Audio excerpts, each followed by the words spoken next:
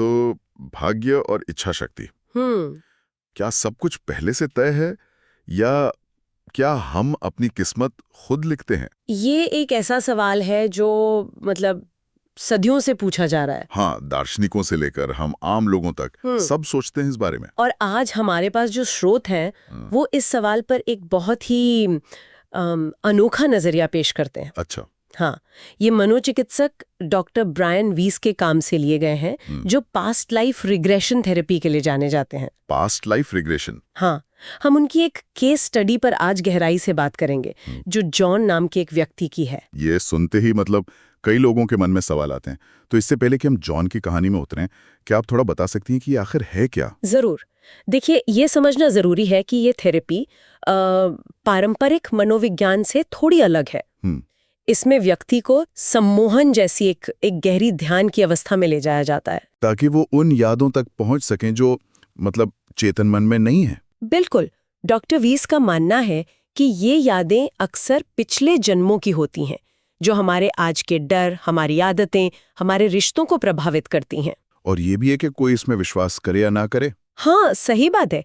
इसे एक शक्तिशाली रूपक की तरह भी देखा जा सकता है, एक तरीका जिससे किसी व्यक्ति के अनजाने डर की जड़ तक पहुंचा जा सके। बहुत दिलचस्प। तो आज की हमारी ये जो पड़ताल है वो जॉन की कहानी के जरिए ये समझने की है कि भाग्य और हमारी अपनी इच्छा शक्ति, ये दोनों धारणाएं कैसे एक साथ मौजूद हो सकती हैं। हाँ, और स्रोतों में एक बहुत अच्छी मिसाल दी गई है इसके लिए। एक पेड़ की? हाँ, पेड़ का अस्तित्व भाग्य है। मतलब हम कहाँ पैदा होते हैं, किन हालात में, ये शायद तय है। लेकिन उस पेड़ पर चढ़ते हुए हम कौन सी शाखा चुनते हैं, वो हमारी स्वतंत्र इच्छा है। और हमारे चुनाव न केवल इस जीवन को बल्कि शायद आने वाले कई जीवनों को भी आकार देते हैं। बिल्कुल। ठीक है, तो चलिए इस विचार को खोलते हैं और जॉन की इस अविश्वसनीय कहानी से शुरू करते हैं, जो बाहर से तो एक परिकथा जैसी लगती थी, लेकिन अंदर से एक डरावना सपना थी। सही। जॉन का मामला वाकई में हैरान करने वाला है। पाम बीच में 20 कमरों की आलीशान हवेली, नौकर चाकर, बेशुमार दौलत। हाँ, जब वो पहली बार थेरेपिस्ट से मिला तो उसका पहला वाक्य था, मैं एक अमीर आदमी हूँ। लेकिन उसके कहने के अंदाज में कोई खुशी या गर्व नहीं था, है ना? बिल्कुल नहीं। ऐसा लगा जैसे वो मतलब अपनी कोई बीमारी बता रहा हो। और असल में शायद ये एक बीमारी ही थी। वो दौलत उसके लिए एक बोझ थी। हाँ, बिल्कुल एक बोझ। उसका बचपन माँ बाप की अनदेखी में बीता, उसका कोई सच्चा दोस्त नहीं था और जिंदगी में कोई मकसद नहीं था। उसका एक ही जुनून था, औरतें। हाँ, सैकड़ों रिश्ते रहे, लेकिन कोई भी 1 महीने से ज्यादा नहीं चला। और उसकी जो 26 साल की शादी थी, वो भी प्यार पर नहीं टिकी थी। नहीं, वो एक तरह का सौदा था। उसने खुद कहा था कि ये एक व्यावसायिक व्यवस्था है, जैसे 2 कंपनियां मिलकर काम करती हैं। यहाँ तक कि उसने मजाक में कहा कि वो लोग मेडागास्कर खरीदने की सोच रहे हैं। हाँ, सोचिए। लेकिन ये सब एक मुखौटा था। इस पूरी चमक दमक के नीचे एक ऐसा गहरा डर छिपा था जो उसे अंदर ही अंदर खाए जा रहा था। मौत का डर। लेकिन ये कोई आम डर नहीं था, ये एक आतंक था। एक ऐसा आतंक जिसने उसकी नींद छीन ली थी। उसे तेज आवाजों से दहशत होती थी। वो गाड़ी नहीं चला सकता था और हवाई जहाज को तो वो मौत का फंदा मानता था। उसने थेरेपिस्ट से कहा था, ये एक ऐसा डर है जो हर वक्त मेरे साथ रहता है। एक बार तो एक कार के बैकफायर की आवाज सुनकर वो बेहोश तक हो गया था। और सबसे अजीब बात ये थी कि इस डर का कोई कारण उसकी जिंदगी में था ही नहीं। बिल्कुल नहीं। वो कभी किसी जंग में नहीं गया था, नहीं उसने कोई भयानक हादसा देखा था। तो यहीं पर पास्ट लाइफ रिग्रेशन थेरेपी का काम शुरू हुआ। हाँ, ये जानने के लिए कि इस डर की जड़ें आखिर हैं कहाँ। तो उसे अतीत में ले जाया गया। और जो सामने आया उसने सबको चौंका दिया। बिल्कुल। पहली वापसी में उसने खुद को सदियों पहले एक बेहद क्रूर योद्धा राजा के रूप में देखा। अच्छा।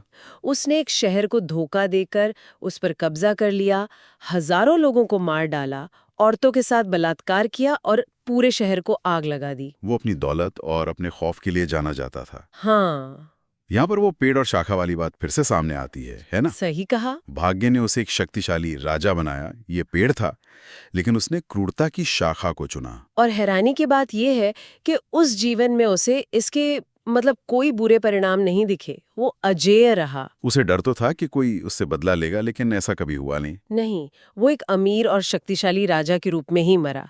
तो ये उसके आज के आतंक का मतलब पूरा जवाब नहीं था। डर की वजह कुछ और थी। जो किसी और जीवन में छिपी थी। हाँ, तो अगर उस राजा वाले जीवन में कोई सजा नहीं मिली, तो फिर ये डर आया कहाँ से? इसका मतलब कहानी में कोई और मोड़ है। हाँ, और अगला मोड़ उसे ले गया लंदन की भीषण आग के समय में। वाह। दूसरी वापसी में उसने खुद को एक अमीर व्यापारी के रूप में पाया और वो वाह। शराबी और अय्याश था। अपने परिवार पर बिल्कुल ध्यान नहीं देता था। और फिर वो रात आई जब लंदन में आग लगी। उस वक्त वो नशे में धुत सो रहा था।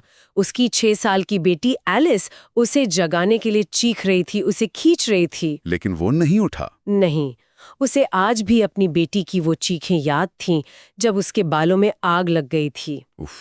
और इसके बाद उसने खुद को आग की लपटों में धीरे धीरे बहुत दर्दनाक तरीके से मरते हुए महसूस किया। ये सुनना भी मुश्किल है। उसने बताया कि पहले उसके पैर जले, फिर धड़ और सबसे आखिर में उसका सिर।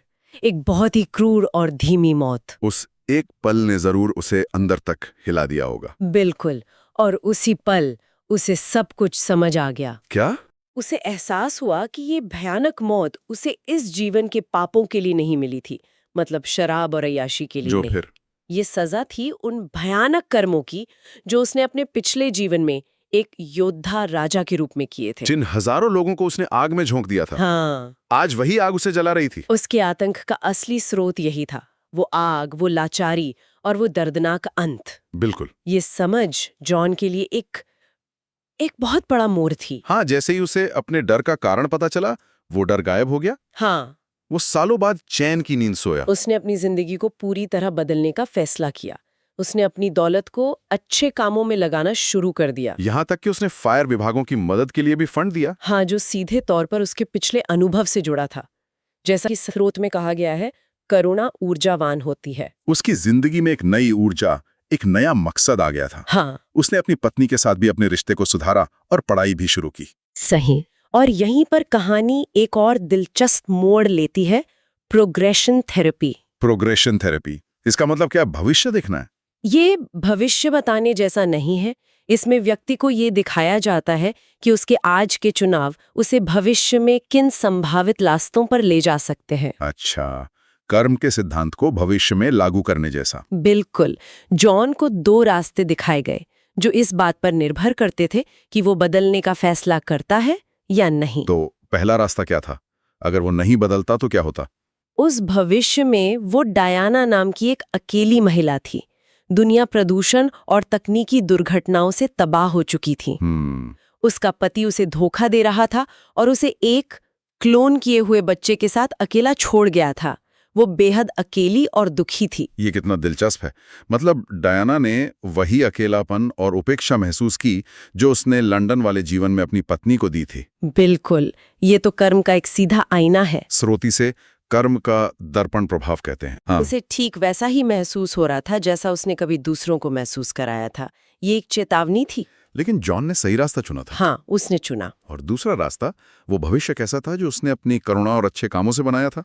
उस रास्ते पर वो एक प्रतिष्ठित विश्वविद्यालय का अध्यक्ष था। अरे वाह। वो अपनी दौलत का इस्तेमाल होनहार लेकिन गरीब छात्रों की मदद के लिए कर रहा था। वो अपने काम और अपने परिवार में सच्ची खुशी पा रहा था। ये भविष्य शांति और मकसद से भरा था। उसने सही शाखा चुन ली थी। लेकिन कहानी यहाँ भी खत्म नहीं होती, उसे और भी दूर के भविष्य में ले जाया गया। हाँ, और ये हिस्सा ये सबसे ज्यादा हैरान करने वाला है।